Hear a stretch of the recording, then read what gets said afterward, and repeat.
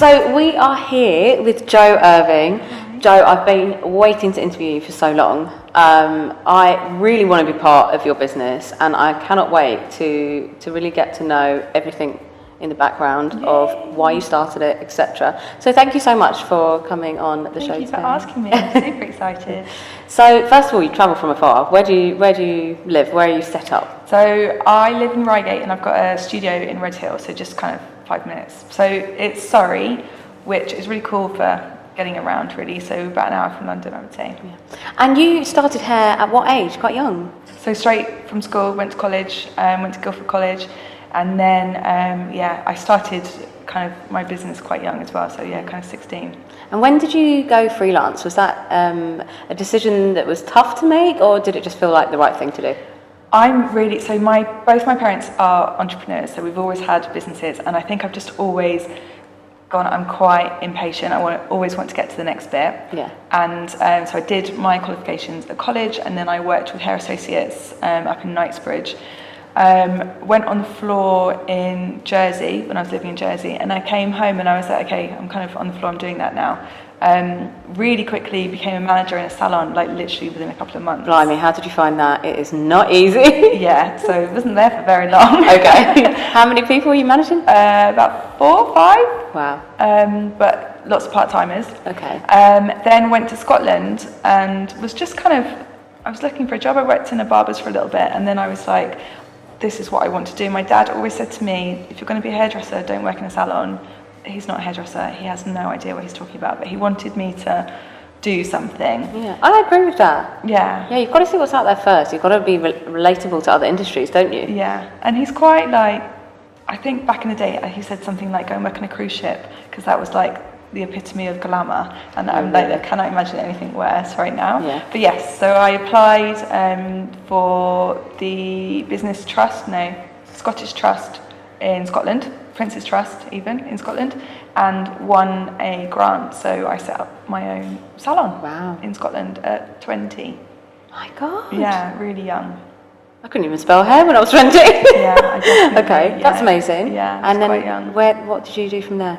So I had the salon, and then got super busy. Got pregnant with my first child, Georgia, and just kind of started changing. So straight away I pivot quite a lot. So whatever I need in my life, I pivot my business. I think the hair industry is amazing for doing that. Yeah. So started doing just wedding hair at Gretna Green, which is just down the road.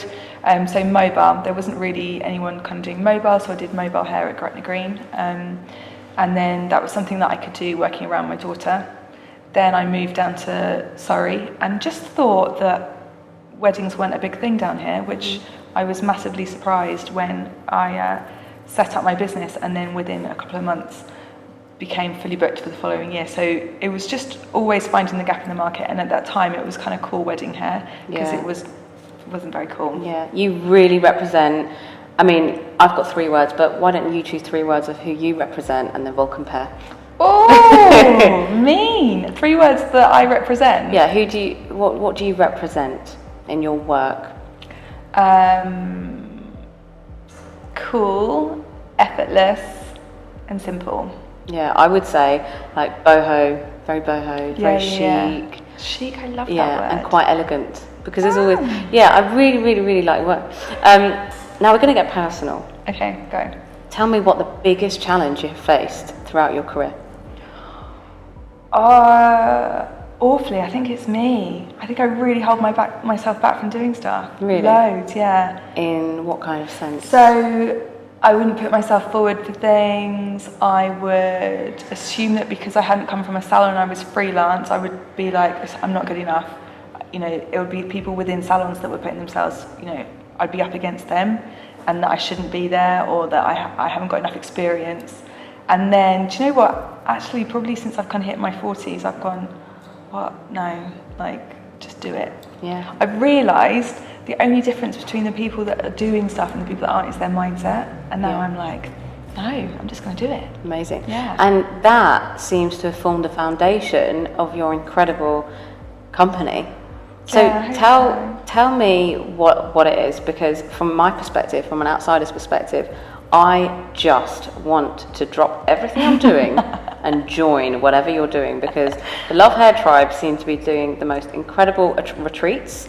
They seem to be having the best education from you, which is really refreshing, because it's not just about the practical hair, it's about like business, mind coaching, etc. Yeah, definitely. So tell us a little bit more about it. Oh, thanks, Jordana. I love you for that. So it's much more about, I think the difference, so I'm putting myself in their shoes basically and thinking, what is it that held me back? And just giving them the confidence and the mindset, and helping freelance stylists find their why, find their client, and put themselves in front of their client. And also, I think, really celebrate their differences. So when you're authentic, and when you genuinely, are pulling on your own attributes and your own, what you've got going on, you're going to find your people really easily. So that's why it's not competitive. So we've got 180 people in the Love Hair Tribe, and nearly 100 in the Love Hair Business Club, and none of them are competitors, because it's like they've all got their own thing, they've got their own people. It's about collaboration, isn't it? Yeah, totally. And they are genuinely helping each other grow their businesses. Yeah, there seems to be a lot of trust as well. Yeah. Like, they all seem to be helping each other. You've created a bit of a movement, yeah, which you can really tell. I hope so. I hope so. We did our Love Hair retreat last week, and they've come back and they are just nailing their goals. They're getting excited again about their work. Because when you don't work in a salon, you don't have that momentum from other people pushing you forwards. You're on your own, constantly thinking that other people are nailing life and you're not. You've only got Instagram to look at, and they're just getting their confidence back, and it's amazing to see. It's really lovely. So you took them to Ibiza. Yes.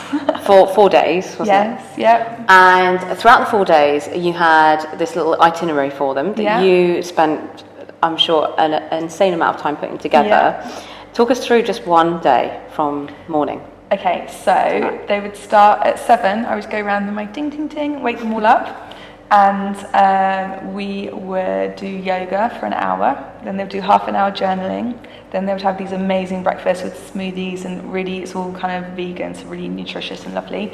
Then we'd do a workshop in the morning. So one of them would be, I think they did a social media workshop around the pool, like how to take photos and things. Then they would have lunch. Then the afternoon we did, in fact one day we were making hair clips, because I find hairdressers they're a bit fidgety and a bit kind of, they want to, so we were making hair clips with shells and talking about what's holding us back in our business at the same time, and what we're kind of proud of, because then they're doing and they're working, and they're not like feeling embarrassed, because if they're not loving that chat, they can just so it just really brought them together. Then we had dinner. Then in the evening we had our circle time, which was about really looking at how you make other people feel, which I think is really important when you're a hairdresser, because it's all about the experience, and sometimes you're just going through the motions and you're doing the hair and you're not thinking, what is my client walking away with apart from good hair? Yeah, what feeling is she getting from me? What's she telling her friends about? Because they can see her hair, but what's she like, oh, my hairdresser's done this, or what is it that you're giving them?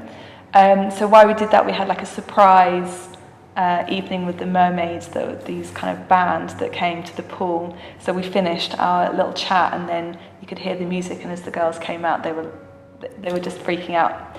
That night finished probably about 2 a.m. with them dancing on the tables. And I'm sure there's a little bit of alcohol involved. Bearing in mind that's 24 hours in and they didn't know each other. It was amazing. Incredible. Yeah, so good. Yeah, I so want to be part of it. Every time I see the stories, I'm like, you need to. midnight, my boyfriend's like, turn that phone down. Yeah, incredible. Amazing work. What would you say has been the biggest achievement for the people who are part of your business club or hair tribe?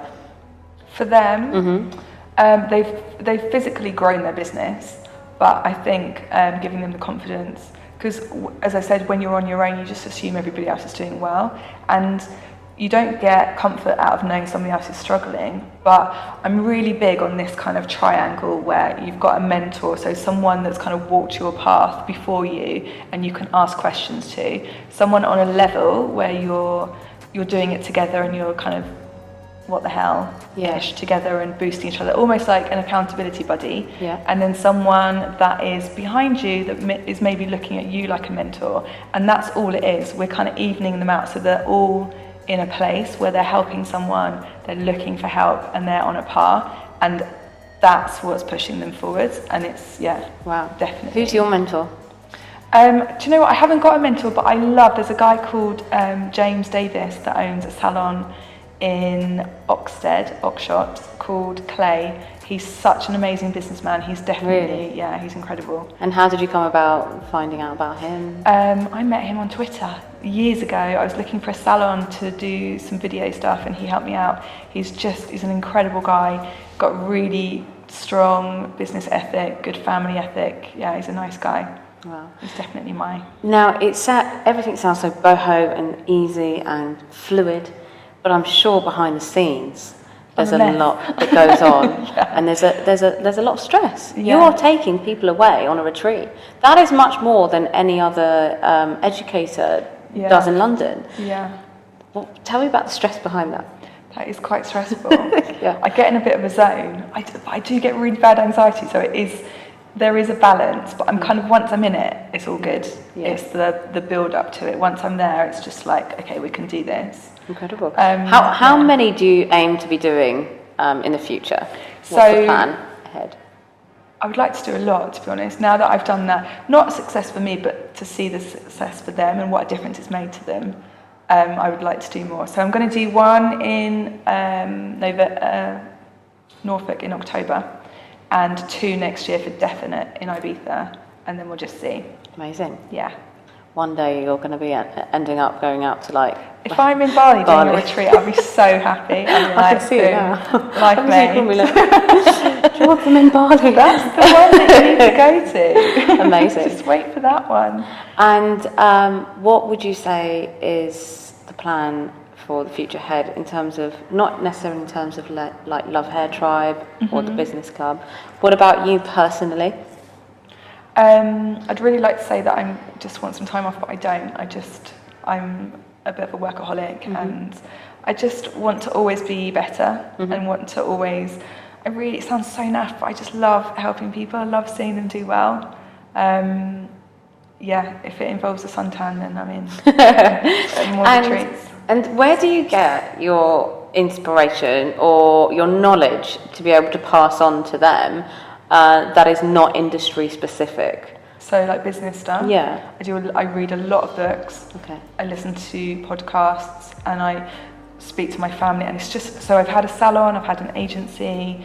There are so many things that I'm kind of pulling from where I've been and mistakes that I've made that I'm just helping them. But a lot of it is just being a bit of a listener and saying, okay, there's another way. Yeah. Or like how, when we do retreats, I ask a question and they all help each other because of that little triangle. It isn't me kind of holding court for an hour. It's very it's a group thing. So what do you think the industry as a whole needs a little bit more of? I think just to help the little guys, really.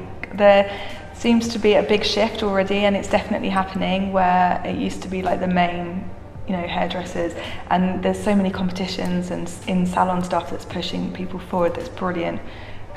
Just more of that, really. It's definitely going in the right direction. And obviously you still do a lot of clients, winning clients. So tell me, have you seen a shift in attitude or shift in demand or whatever across the years of your career? Yeah, massive. I could pretty much pinpoint which year someone got married by which hairstyle they have. No. But now so all of my clients generally come to me because they want a relaxed, they don't want wedding hair. Okay. They'll say, I'm getting married, but I don't like wedding hair. And I'm like, yeah, me too. I don't like it either. So you still obviously enjoy doing that. How much of that do you actually do? Wedding hair? Yeah. So now, not many. It's mainly long haul that I'll do. I probably do 6 a year, 7, but I used to do about 4 a week. So yeah, it's good. And they come directly to your Instagram account? Yes. Yeah. Wow. And so for someone who wants to get involved, how do they sign up? Is it a monthly subscription? Is it just a retreat one? We have, for the Love Hair Tribe, basically if you come along on a course, then you get added to the Love Hair Tribe and you get all the benefits, which is loads of work, like that real kind of community. There's lots of events and stuff going on. The Love Hair Business Club is a subscription-based business, so it's you sign up for 12 months and you get help each month to grow your business. It literally sounds like Soho Hair House. That is what you've created. You need to patent that name. Soho Hair House, I do. That's good. It's been amazing interviewing you. You've got a really calming presence, and I'm excited to see what you have to offer us in the future. So thank you so much. Thank you.